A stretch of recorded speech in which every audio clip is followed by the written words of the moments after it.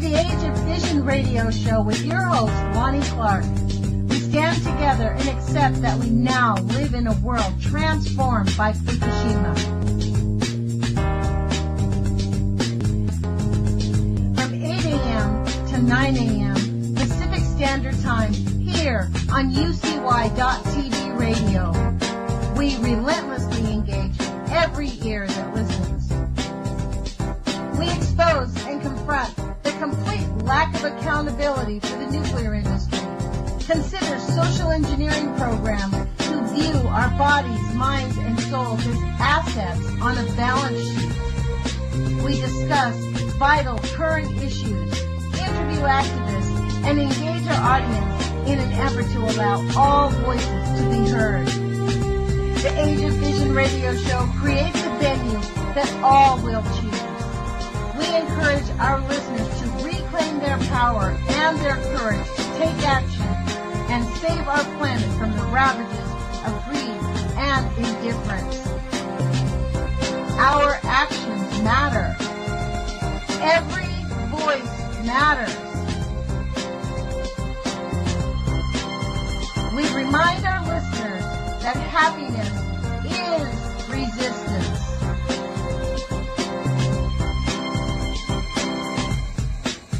Love is greater than fear.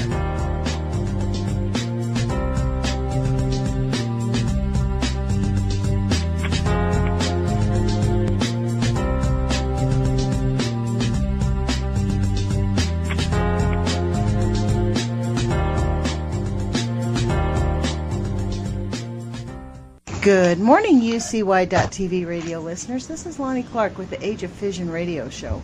Thank you for joining us, and I want to thank our affiliate, KEPW, in Eugene, Oregon, for carrying our show.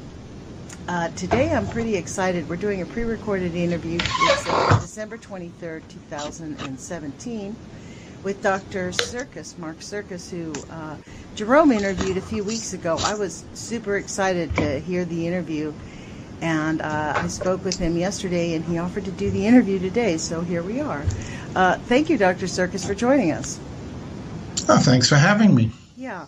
Well, as my listeners know, I actually am pretty much anti-AMA, and I was really excited. The thing that really made me want to talk to you was when you said on air that we no longer have low levels of radiation around the planet since the bombing. You were the first person I've ever heard say that, actually. You've been doing this a long time. One of my questions I wanted to ask you is, why do you think that people are so resistant, like I was, to even open their minds to this? What creates that? Pure propaganda, pure conditioning, like Pavlov's dog. Most people have been totally conditioned through many years, through many means, the TV, radio, newspapers, to believe in certain things. And it works. It just works. The Nazis weren't the first ones. This is old communication technology. But basically the most powerful men in the world and the most aggressive understand that you can enslave people by getting control of their imaginations. And what you suggest to them through years of constant propaganda, what people start to see, they believe. It doesn't matter how big of a lie it is. It doesn't matter how dangerous nuclear radiation is. It doesn't matter. It doesn't matter. You can treat a cancer person with lethal levels of radiation, which is basically what they do. Yeah. 10 treatments of radiation, that's lethal levels. Right. It took a long time for me to track down, on the internet what those levels were. And I finally found 2 sites, and it's lethal. Mm-hmm. Now, that's okay. I mean, it's just normal. You can expose women to mammograms every year, every 2 years. Every single mammogram increases the chance of getting cancer. That's fine. It doesn't matter. Scientists and doctors around the world saying, no, it's not fine. you can say it's not fine, but the mainstream accepted fact is it's fine. So it's this kind of a crazy world we live in. How is it that the world, like the scientists around the world, never mention radioactivity as a cause of death of the mass animal deaths? Do you understand? Like, can you share with our listeners how long you've been doing this industry? Like, how long of a journey has this been for you? Oh, since 1985 or so, maybe a little before. Wow. So it's been a long time. 35 years. Are you in Brazil because you can't participate, you can't function here in America? I mean, actually, for 2 weeks in Rio de Janeiro, the beautiful city. But I live in the interior, in the Central Highlands. I built a sanctuary, like a place really at the end of the world. The house is surrounded on 3 sides by 2 rivers. Wow! So it's a paradise. I built the kingdom of heaven on earth, which has been my destiny since forever. Wow! Wow! Well, congratulations. That's really magnificent. Makes me want to. I have a friend of mine who's Brazilian. She keeps talking about me going back home with her. Maybe I will take her up on that. But the reason that you're in Brazil is because of the AMA, who I call the American Murder Association? Indirectly. I mean, directly I'm here because of God. You know, I prayed for a new life 26 years ago, and 5 hours later I got my answer.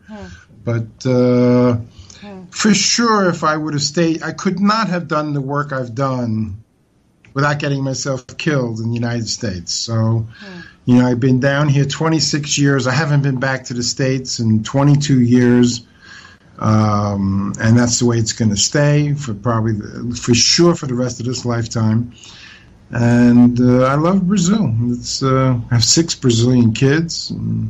Wow, that's awesome. More Brazilian than American at this point. Yeah, I should think so. I should think you are. What do you tell somebody who says, how do you not eat fish? You're in Brazil do you eat fish? Yes, I do. But you're eating Brazilian fish. One of the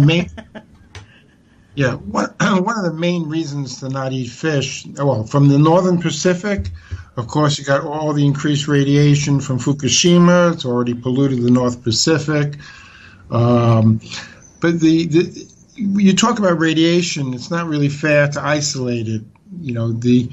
There's radiation happening, and it's been since they started the nuclear age. It's just been increasing, and since doctors, worse than the barbers who used to, just bleed you to cure you, these doctors just got into this incredibly terroristic frame of mind to start using nuclear radiation to diagnose people and to treat people.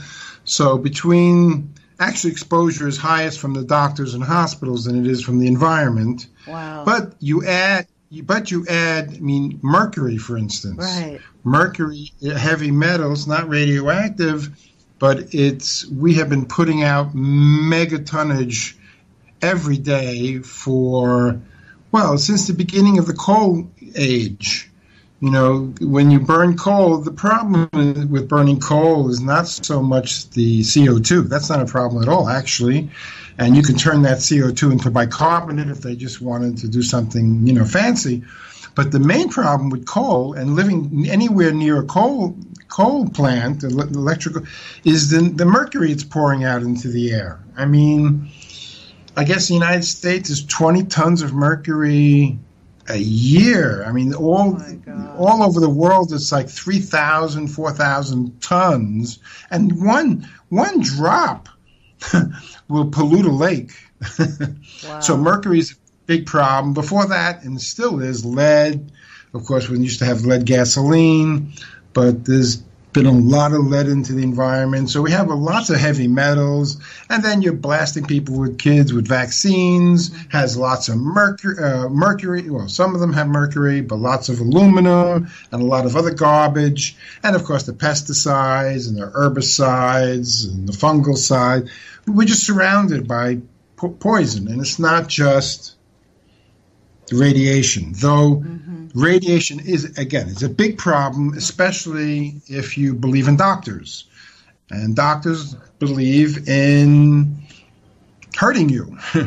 So, you know, the first thing to do is stop hurting people. Exactly. Just stop. But that's too much for human beings. You know, we've been like a vampire race forever. We've been very nasty to children forever. You know, we just, like being nasty. And doctors have just, Money. It's all about money, isn't it, doctor?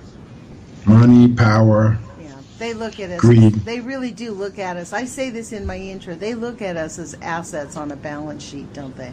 Like we really are just part of it all. Well, one of the things I want to ask you is I was looking at your website and you were talking about bicarbonate soda, which was really interesting. That's a basic thing you were saying, some simple things that people can do. How does that work, just taking, bicarbonate soda, baking soda, without aluminum, Yeah, none of them have aluminum. That's just a marketing thing. Oh. It's a baking powder has aluminum in it, but baking soda, sodium bicarbonate, doesn't. Well, before I answer that question, let me put it in context, a new context, which will change the way medicine will be practiced and conceived, not for the next 1,000 years, but the next forever. It's a new book I'm writing, and it's called Hydrogen Medicine. So I'm going to talk about hydrogen gas, and hydrogen gas dissolved in water.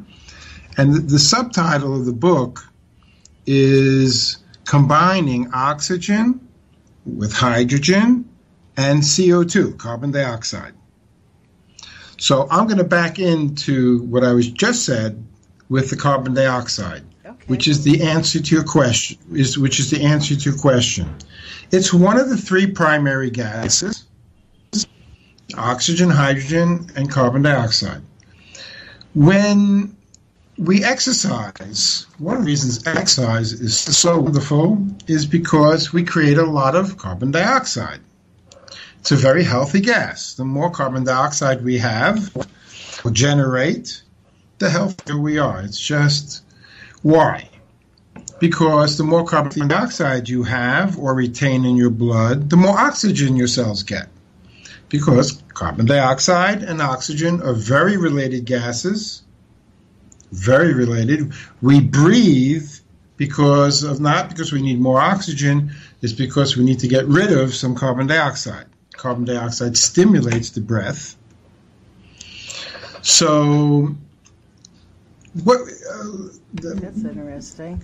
Sodium bicarbonate, baking soda. What is it?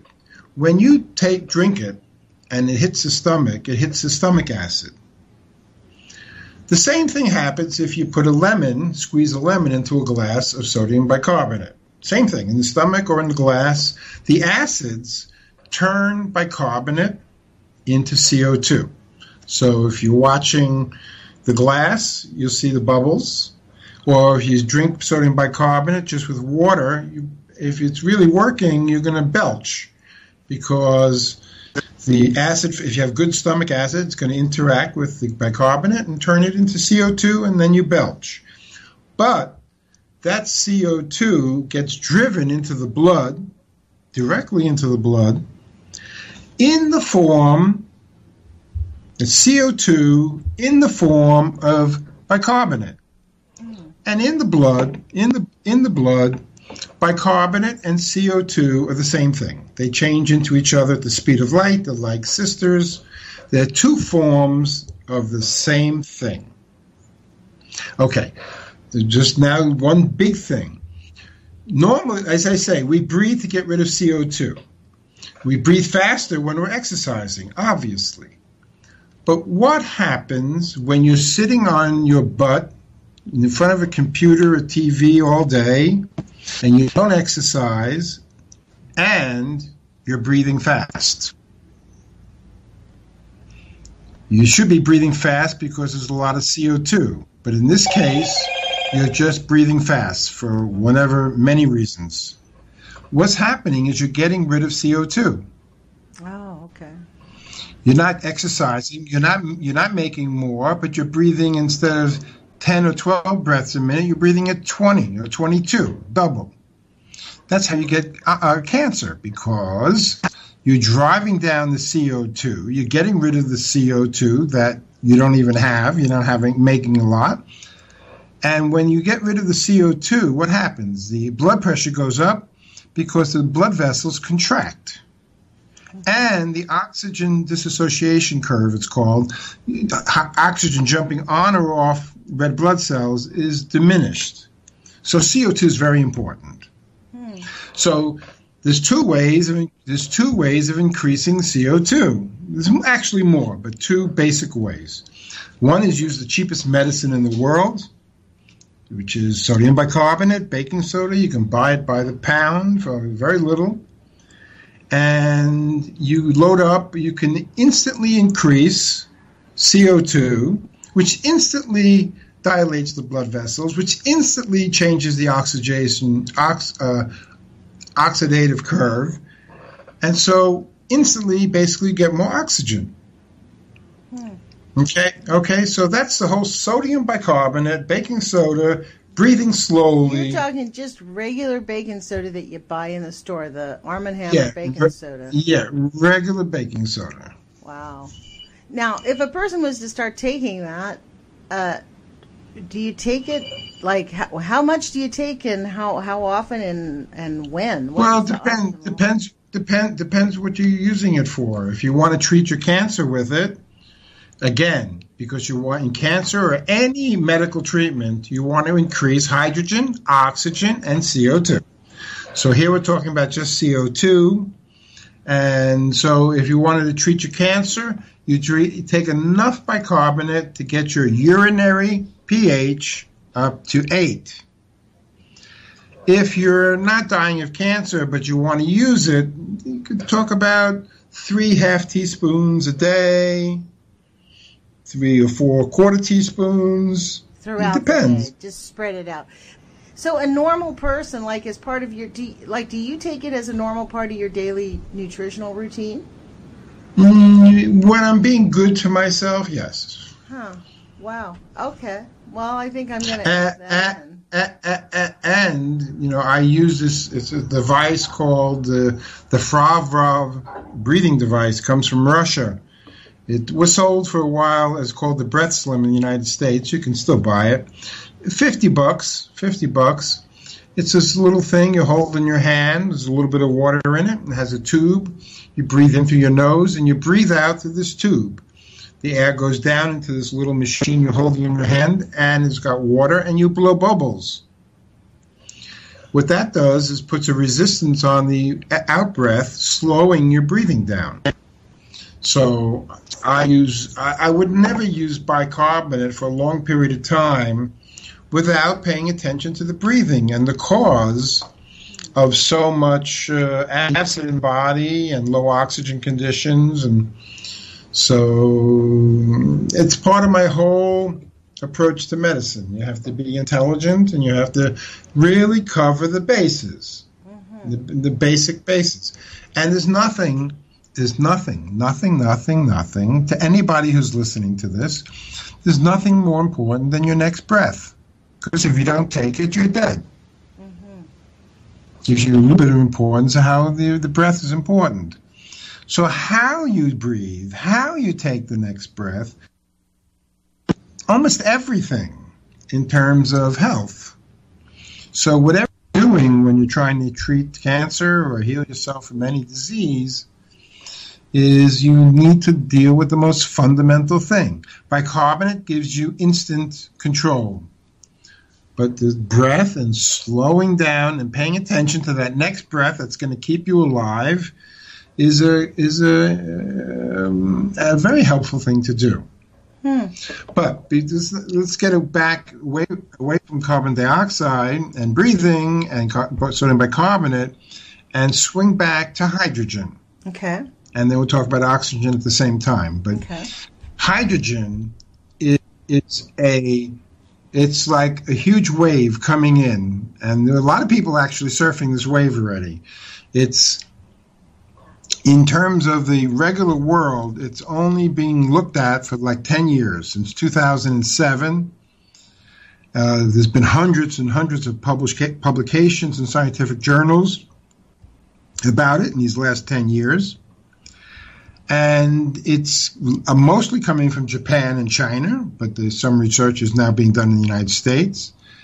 And just so happens that the same hydrogen that can run your car or a train or a bus, the same hydrogen that you can put in a rocket and send a missile up into space, the same hydrogen that runs every sun in the universe. I mean, there's no life without hydrogen. The suns take hydrogen and put it together and make helium, something bigger, and fusion, and that runs the universe and all the light in it. That the same hydrogen, which is the smallest thing, molecular hydrogen is even smaller than an electron in terms of electromagnetically,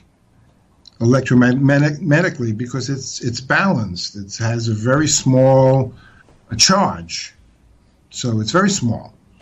This stuff happens to be the best medicine in the world, and will be the best medicine in the world, and the best substance to run the suns and your car and rockets forever.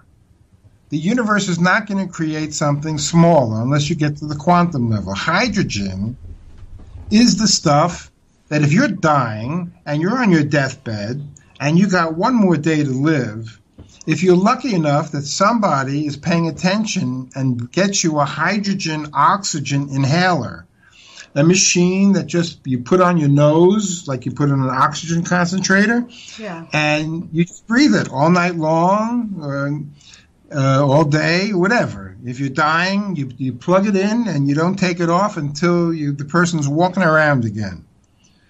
And this stuff there's nothing in the medical unit. There's oxygen. They give oxygen. Now, in the future, forever, once people wake up, it'll never be just oxygen anymore. It'll be oxygen and hydrogen. It's hydrogen. Now, I said it's 10 years, but really, they've known about this. This is how stupid doctors are. They know about this for 70 years. 70. In the hyperbaric doctors who work with Navy divers and the bends when people come up too fast, when they started fooling around going down 2,000 feet or almost 2,000 feet 70 years ago, they discovered very quickly the only way to survive at the bone-crushing depths, being down 2,000 feet. Man, it's amazing anything human could live down there. And what they do is they pump in hydrogen. You breathe hydrogen instead of oxygen. And helium. Some of it just mostly hydrogen and a little bit of oxygen, or hydrogen, helium, and oxygen. Hydrogen gives a person the ability to survive where you can't survive. And you take that same power from bone-crushing depths, the power to live, and just give it to somebody who's on their deathbed. Or stage 4 cancer or 3 cancer. People still walking around, a couple hours a day breathing this gas is giving you this power over life. And so it's a revolution called the hydrogen revolution. And Of course, I've in my New York publisher has already published my book about bicarbonate, about oxygen, how oxygen is incredibly healing and getting more oxygen. Mm-hmm. So actually, what I'm coming out with just in the next, right before New Year's or 1 week after, mm-hmm.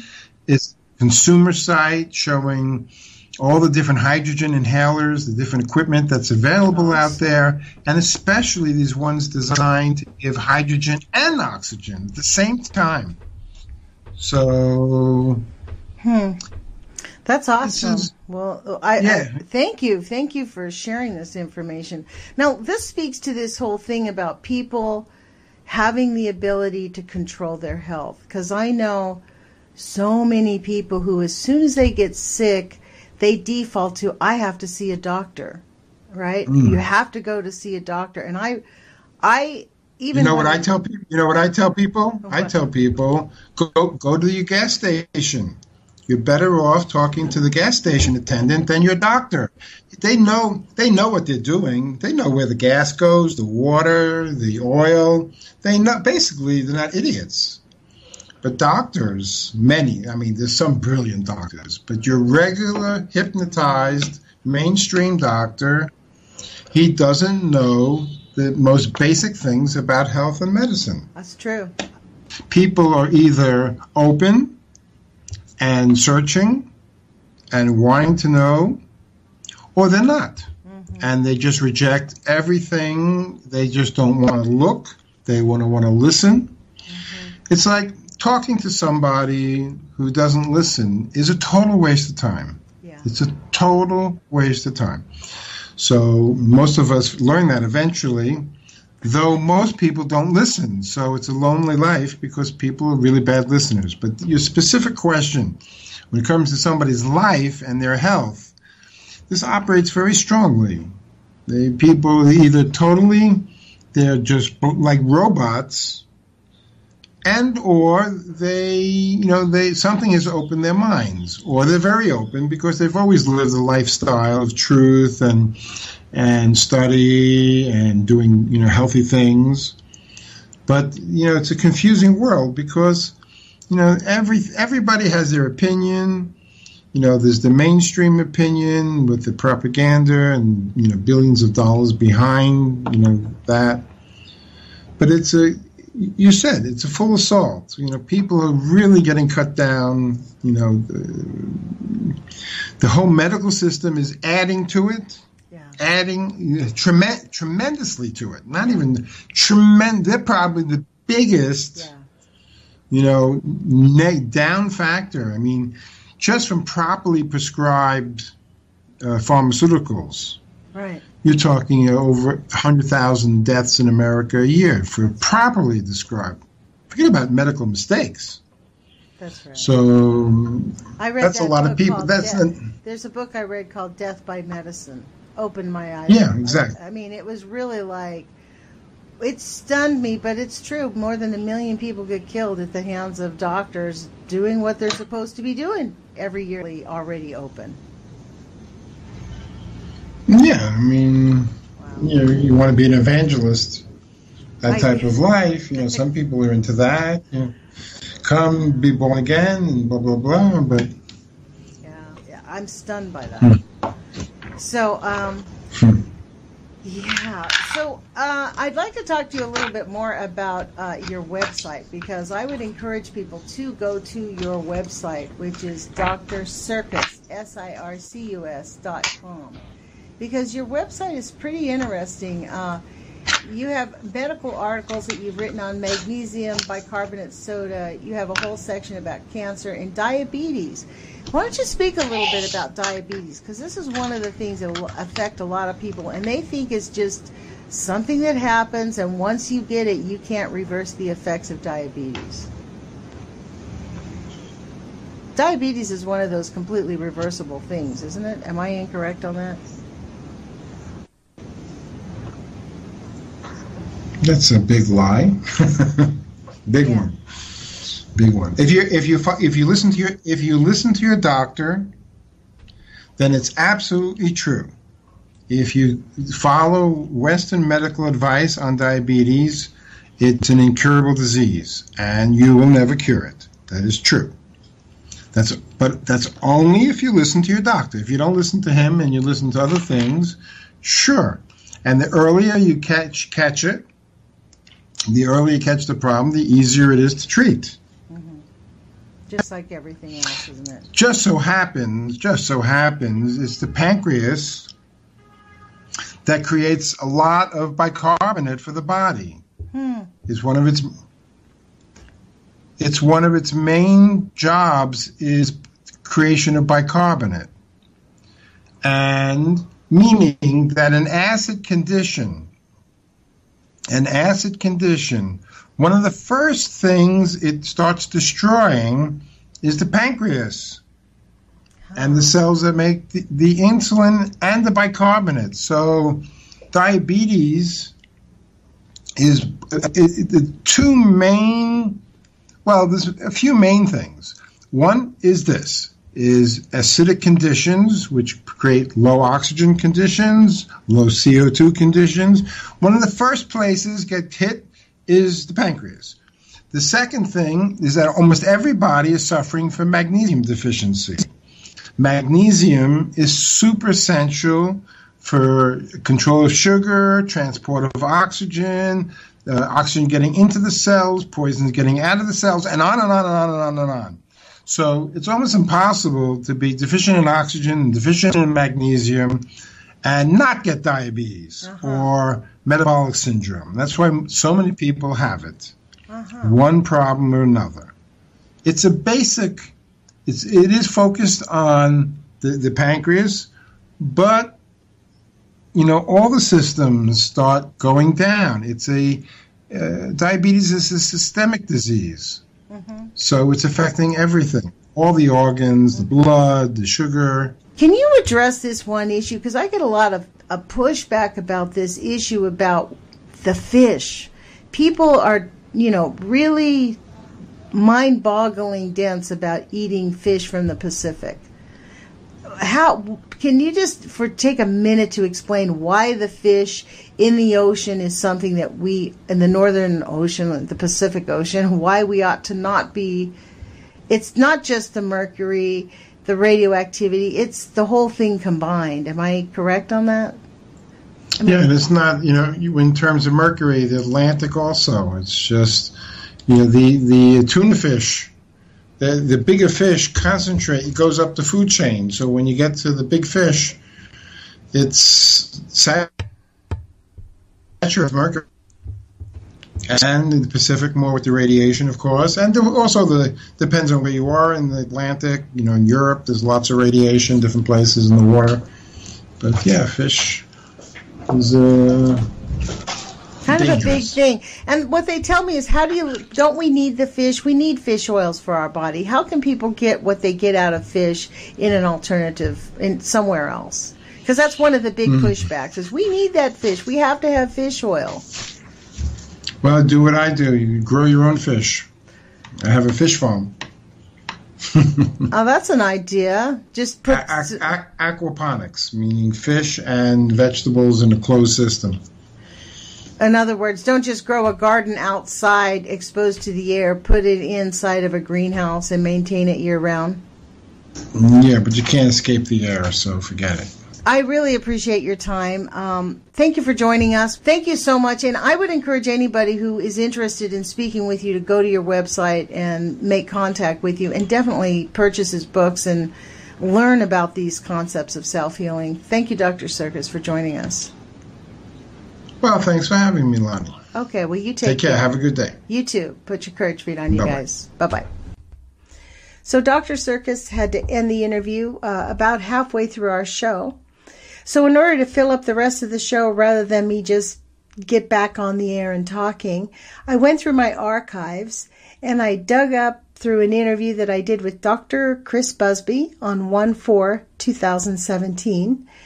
And I've taken out at least half of it and have applied it here. It's a good portion of his interview. Where we jump in on this interview is us talking about the difference between Chernobyl and Fukushima and why that's confusing and why sometimes it feels like we get all confused that Chernobyl and Fukushima are one is exponentially larger than the other. And Dr. Busby begins to explain the changes in this. So thank you to our show once again, Dr. Busby. And it has, as usual, been a pleasure having you on the air with us. Hope you guys enjoy it. And they were all saying, oh, well, it's not even as bad as 3 Mile Island. But anybody who looked at the pictures could see that it was worse. Right, it blew up, like the plant blew up. Explosion and everything flew up in the air, you know. Well, that's what makes me, as a layperson, think it had to have exploded more nuclear radiation because it actually blew up, whereas Chernobyl...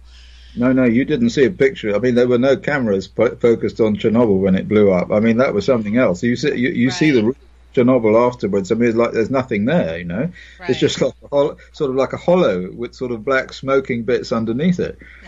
No. It was roughly the same, okay? Different radionuclides, roughly the same total quantity of material. Fortunately, a good deal of it went out to sea. Otherwise, it would have been really bad because the point is around Chernobyl, you haven't got such a large population as you have in northern Japan, and what we're interested in here is the exposure to the population, okay? So Chernobyl was bad because it was in a part of Europe where it could spread over areas that were populated. Fukushima, a lot of it went out to sea. A lot of it fell on the USS Ronald Reagan, which is something that I'm involved in the court case there. Right. But by the time it got onto the land, it had gone out to sea and come back again. There was the wind changed and it went round in a circle and it came back up through Tokyo, and then some of it went north to Iwata and all that stuff. Right. So in terms of the total amount, if we say it's the same as Chernobyl, and forget about the stuff that's coming out now, which was very bad, I agree, blah, blah, and all the rest of it, but it's really quite marginally small compared to the amount that came out right at the beginning, fractional. That amount represents less, or significantly less, than the total amount of radiation that was released into the atmosphere at the time of the weapons testing in the Marianas. You know, the bikini testing, okay? Yes. The American testing in the South Pacific. That was massive. Right. I mean, that was absolutely massive. They've got like huge, like 44 megatons of explosions, you know, with all fission products going all over the place, getting up as far as Japan. In fact, they had to... They contaminated that fishing vessel, the Lucky Dragon, and then by the time all those vessels were coming into Tokyo or into southern Japan with their fish cargo, the fishing fleet, they could measure the radioactivity in the fish even with primitive Geiger counters. Nowadays we have really sophisticated things that can measure tiny amounts, but the fish were just crackling. So and that hasn't killed everybody, okay? It's caused an awful lot of horrible stuff in the area itself, in the Marianas areas, you know, in the Marshall Islands, and I was in the in the Human Rights Council in Geneva talking to the people from the Marshall Islands, and I presented a paper there about the effects. But even so, they're still around, you know. The Marshall Islanders are not all dead. But they all have diabetes. I mean, this is the thing. You don't die right away from radiological exposure. You get various illnesses that impede your quality of life. Of course. I mean, there'll be, and we know, and also that is happening. I mean, if you're talking about the end of life on Earth and all that, I mean, we know that the releases of radioactivity to the environment from the weapons fallout in the 60s is the cause of the current and increasing cancer epidemic. Okay, I mean in 1965, 1965, the cancer, your chance of getting cancer in your lifetime is about 1 in 10. By 1995, it was about 1 in 7. Then by 2008, it was about 1 in 5. Currently, it's about 1 in 3. And the World Health Organization, not me, say that by 2020, it's going to be 1 in 2. So imagine every person is going to have one person that gets cancer in their lifetime, okay? So, I mean, but nobody says, why is this? But anyway, the answer to why is this is because they've been releasing more and more radioactivity. And the biggest release has been the weapons fallout. The ocean's going to get warmer because it's not functioning the way it's supposed to. I see. Okay, well, I mean, that's a good point. No, I haven't thought about that. That's possible. I mean, what you're saying is if it kills the microplankton, then they're not going to photosynthesize, and then they're not going to trap CO2. Yeah, no, that's a very interesting point, which I hadn't thought about. Well, that is entirely possible. Yes, of course, that is possible. Yeah, so that's something that's not even been looked at by anybody. Not as far as I know. And I mean, well, of course, because they think, I mean, the current argument is that it has no significant effect on these animals. But of course, they're wrong. I mean, there's a chap called Awad Hashjar. I mean, now I don't know about the microplankton, but I certainly know about invertebrate life. I mean, the worms and the mussels have been studied by this bloke in the University of Plymouth, who's looked at levels of tritium in Plymouth because they have a nuclear submarine base in Plymouth, and they release a lot of tritium. And he's measured the amount of tritium, and he's looked at the effects on these animals and shown that even at tiny levels of tritium, it causes a breakdown in their development. So in other words, they not so many of them develop. So you get fewer of these animals. Well, if you get fewer of those animals, they are in the food chain. They're the bottom end of the food chain for everything that goes up from there. Right.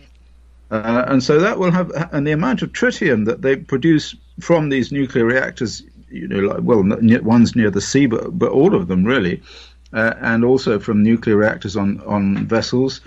And also as a result of nuclear testing and all of that stuff, tritium, enormous amounts of tritium are released. Now the argument is that tritium confers a very low dose because it's a very weak beta emitter, but it certainly has had an effect on the lower forms of life in the sea. And so it's not I wouldn't have thought it was impossible that it would have effect on CO2 trapping in the way that you suggest. That's possible. But of course, the other thing to say is that if you take the nuclear fuel cycle from cradle to grave, from mining all the way through to disposal, the amount of CO2 generated in that is quite a lot. Well, actually, we don't dispose of it. I mean, when we think about it, there is no disposal. We store the waste. They're not disposing of it. It's not like, they make it go away. They're storing it. And that actually, the energy involved in maintaining it, I mean, billions of dollars. It has robbed the planet of our ability to.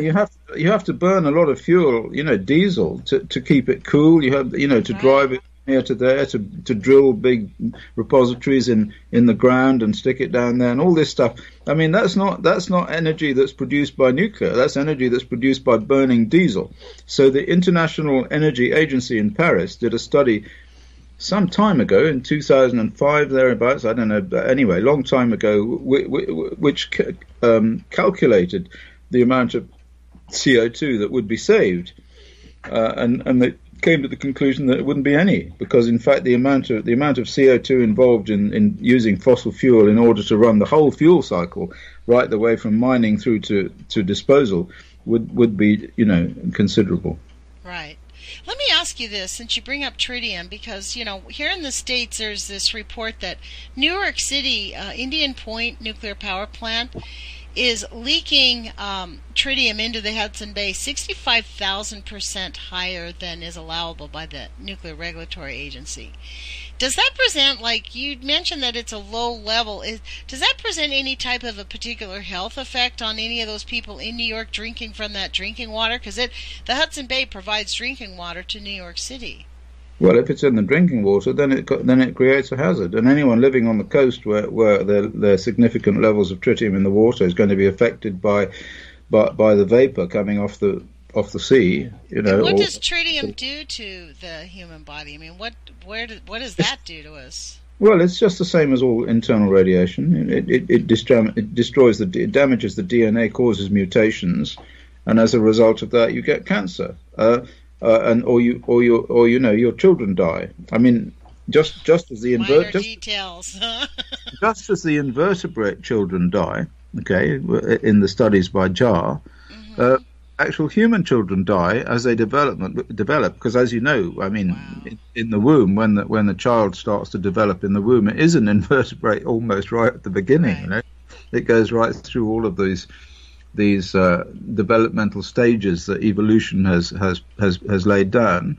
I did a study in Diablo Canyon. I was paid some money to look at Diablo Canyon, which releases a lot of tritium, and to the Pacific. And what I did was I looked at the people who lived in the zip codes that were close to the Pacific, and then compared them with the people who lived in the next zip code away, and then compared those to the whole of California. And I published this. It's out there, in a paper published by a peer-reviewed journal quite recently, this year I think it was. Do you know what the title is? Do you remember? No. It's if you put in if you type into Google Busby Diablo Canyon infant, you'll find it. Okay. And what it showed was that there was a statistically significant effect that people who lived in the whole of California over the period that we were looking, I think it was 1999 through to 2012. Anyway, over that period, infant mortality fell because, over that period, technology has provided better medical attention. Yeah. But in fact, if you look at the proximal coastal zip code area, it went down right when Diablo Canyon started. I think we went back to when it started, 1988 or something like that. Then it went down immediately, and then it went up. So although the whole of California went down like that, the infant mortality rate went up. And we could then plot the infant mortality rate against the tritium releases, because I found the tritium releases, they're documented. And if you look at the paper, you'll see there's a graph of the accumulated tritium dose against the infant mortality rate, and it's a straight line. It's a straight. Wow. So there is evidence that tritium causes these developmental effects in human beings as well as in mussels and in ragworm, those things that you go fishing with, Yeah. Well, so they just expect us to accept cancer? Is that like really the deal? They just expect us to just accept death so that we can have this magical energy, as they call it? No. What they don't. I mean, well, they do, but not to the extent in which it actually happens. That's the point. So they do. So on one level, you're right. They say, well, it's very magical that we've got all this energy and it will save us from this and that and global warming and all this stuff. And as a result of that, we unfortunately have to allow one person in 10,000 to die of cancer.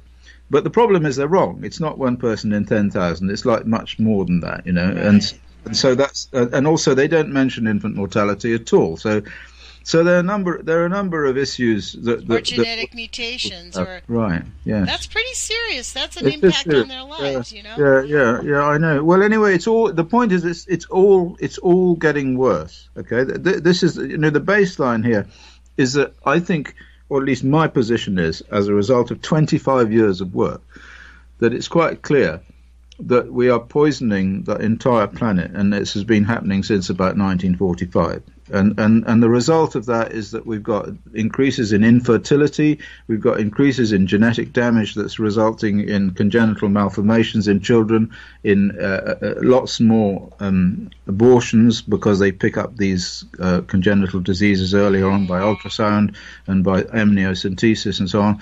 So and the way it's going, I can see that it's going to be increasingly difficult to have children unless you flush out all the eggs in one go, using this IVF treatments that they have now. And then goodness knows what you're going to get then. These test tube babies. I mean, all right, so they say, oh, well, Gemma was conceived in a test tube and how clever this is and so on. But we don't know what's going to happen to Gemma. We don't know what's going to happen to her. Is she going to die at 40? Is she going to, is her heart going to give out at 37? What's going to happen to her? I mean, people who were born in 1915, 1920, they're still alive. There's a bloke called Nicholas Parsons on the radio here. He's 93 and he's still kicking ass, But we don't know what's going to happen to all these Dolly the sheep people, that are being produced now. Dolly the sheep people, yeah, exactly. Well, that is... I agree. I talked to, long ago, when I first started this in 92, I talked to this guy who was then the director of Greenpeace, and he said, look, Chris, bodies are going to have to float down rivers before anyone does anything. But the truth is that bodies are floating down rivers. It's just nobody looks. Yeah. They're just like, well, let's look at the other river where there's no bodies floating. The trouble is this, that we can't blame these people because they've got to survive. I mean, what they do is they have to work. They come home shattered. They have to worry about whether the car can be fixed. and all of this stuff, you know. I mean, I'm different because I've always been outside the system. I've more or less lived in a cardboard box, you know, because I refuse to. So it's just all the old hippies that are doing this stuff. It is the old hippies. Actually, that's what I've noticed. It's all the old people. I'm 61. There's like nothing but old people involved. I mean, we had a symposium here in town, and it was the same old 30 hippies that go to every single. And the young people look at you as if you're just get over it. Like there's nothing you can do. Just enjoy your life. Just move on. I don't think they're even interested in it. I mean, what they're interested in is Facebook and sort of presenting themselves, you know, in some way on the internet and spending their whole time fiddling with their iPhones. I know. I think they're interested, but I think they're just so angry, Chris, and they feel so disempowered that they really don't know what to do. They throw up their hands and go, okay, you know, like we can't do anything. And I mean, they're just so outraged that we've been manipulated and lied. The ones that do know about it are very angry people, actually, to be honest. Well, it's a political issue. It's a political issue. Anyway, I have a plan. All right, I do have a plan. Okay, great. You know, I have a number of plans, but anyway, one plan to address this issue that you're talking about is what we need is an ideology. You know, the problem is that there is no ideology now. We live in a sort of like a market chaos, which is in which everybody has to accept that you know everything is inevitable because it's driven by the market. You see, and that's that if there is an ideology, that's the one that's been sold. Now there used to be the ideology of the Soviet Union, which is kind of vaguely associated with Marxism, and that in itself was an ideology, but it's out of date. It had to do with a system that no longer exists, where you had workers and you had capitalists and all this kind of stuff, you know. So somebody needs to produce something like Adam Smith, something like Rousseau, something like, you know, what's going on and what can we do about it, right? Somebody's got to do that, and nobody has. Nobody has. So there's nothing that anybody can tie themselves to anymore to say, this is how we want to live our lives, right? So, I mean, I didn't want to have to do this because it's a pain in the arse, I have to say. But since nobody else is going to do it, I will. That's kind of how I feel about it, yeah. I'm going to go off on my boat at some point when I've got a minute, when I finish this fracking study, which I'm doing now. And that's quite an interesting thing, too. Wow. And I'm going to write the new ideology, right? Then I'm going to present it on the stage with a Fender electric guitar and sing it to the people. You know? Oh, good. Well, we'll talk to you about that when you come out with your ideology. That would be really great. Yeah. So in the fracking, this is another thing about the fracking industry. Do they use nuclear waste or nuclear pollution in the fracking industry? No, they don't. But I don't think so. I mean, it would be, you know, it would be a way of getting rid of the nuclear waste. But I have got no evidence that they do that. But what I think they do is they do uranium shaped charged warheads, because those things, you know how it works. They drill down, then they drill sideways. Okay. Then what they've got to do is they make an explosion which cracks up all of the shale, you know, and clears all the space so that the gas will come out. You see. Now, the point is that if you're going to do that, it's much more efficient to do it with a very efficient warhead. And the most efficient warhead they've got is a uranium-shaped charged warhead. So I think probably because after all, what the hell, you know, they can get rid of this waste, which is uranium. They can make a shaped charge of it, and they can make sort of like 300% more fracked volume per unit mass of explosive using that. So I think they probably, that is what is happening, and they do blast these big frack holes, you know. So they do use nuclear components in the fracking. Radioactive components. Yeah. Because that's their idea of solving the waste problem. Of course, that's right. But I mean, the main thing about fracking is the amount of uranium that they would use if they were using it is like quite small compared to the amount of uranium that's released anyway. Because, you know, like Tom Waits sings, there's a lot going on underground, and if you go underground, there's an awful lot of radioactivity down there. Okay. Yeah. And if you take the Marcellus Shale in Pennsylvania, it's absolutely, you know, chock-a-block with uranium and thorium and radium and all that, and polonium and all that stuff, you know. So what they do, as you know, when you do fracking, is you pump a load of water down there and you explode it all. So the pressure then, you know, cracks everything up, and you create a lot of space. and the water contains all these fracking injection solids, bits of sand and whatnot, to allow the gas to come out. And then you pump out all this stuff, which is called produced water. And because it's been down there in contact with all these radionuclides like uranium and radium and whatnot, it's like totally full of uranium and radium and all the rest of it, you see. And these people don't know what to do with it. So what they do is they quietly dispose of it by just pumping it away over the ground, or they put it somewhere, and and it sort of. If you go to Pennsylvania, if you look at the websites of the Pennsylvania state on violations, enormous amount of violations in the fracking territories, because these people just kind of discharge it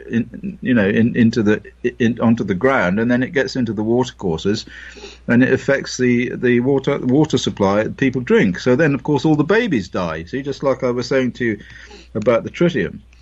So there's lots of evidence already published that the babies are dying. Well, you see, the problem is that the capitalist system, if we can call it that, just as a shorthand, the system that we have at the moment that makes money, what it does is it needs to have energy in order to do that, right? So in other words, what happens is that it manufactures loads and loads of things that then it makes people buy with advertising. And a lot of these things, or most of these things, are totally unnecessary. People just need love and comfort and all that. But instead, they get all of these things that you see in the shops when you go along. And there's all these shops and they sell things. Well, to make the shops and sell the things, you need to use huge amounts of energy. So they need to have the energy, which means they have to have the gas. Well, now they can no longer get the gas and the oil from the Middle East. It's very difficult to do that because of all the Arabs and all the problems and all the rest of it, So what they do in America now is in fact all over the world, is that they've discovered that if they go underground, they can rip even more stuff out of Mother Earth, by blowing. It's really just about money then. It's all about money, period. Money. That's it. That's the thing. That's why it comes back to ideology, you see, because the ideology has to be shifted from we need to have loads of money and be rich to we need to be happy and love one another. We need another love revolution. I've always had this theory that the CIA killed the love revolution because we were getting liberated, so they got in and killed it, Of course they did. They killed it with drugs, didn't they? Yeah. Well, with everything, with money and with drugs. They killed it with drugs and money. I mean, the people that wouldn't take drugs, they took the other drug, which was money, right? So that's kind of the thing. But we do need a love revolution. That's actually one of the things I say in my intro is love is greater than fear, and happiness is resistance. And I'm beginning to say I'm happy to resist. Well, look, we've got 2 minutes left, or a minute and a half left. I want to thank you for joining us on the radio show. To my listeners, just to remind you, we've been listening with Dr. Chris Busby. He's an expert witness and expert scientist in the, the field of nuclear pollution. Is that correct, Chris? Yes, well, that's right. Nuclear pollution and health. That's right. That's right. Well, look, I really appreciate this interview. I hope that sometime in the next few months you'll come back and join us again, because I obviously, as you can tell, I have lots to think about on that. I have lots to say on this one. And I want to keep having it back in people's faces so that we can't go to sleep and turn it off. I want us to remind people that I think it's the most important issue of our time. This is, by the way, before I go, this is video, right? This is going out as a video, not as a radio. No, this will go out as an audio. Oh, radio. It's not a video. It'll go out as an audio on ucy.tv. So it'll come out. I'll send you the podcast. We actually podcast on our radio station. Otherwise, I'd have had to put on my makeup, wouldn't I? That's right. Me too. Exactly right. I had to put on better glasses. Yeah, that's right. Okay. Well, it's been a pleasure to meet you. Thank you for joining us, and we'll talk with you soon. Everybody, please put your courage feet on, take some action, and remember, love is greater than fear. We'll talk with you soon. Okay. Thank you, sir. We'll talk with you soon. I really appreciate it. You take care. Bye-bye. God bless you.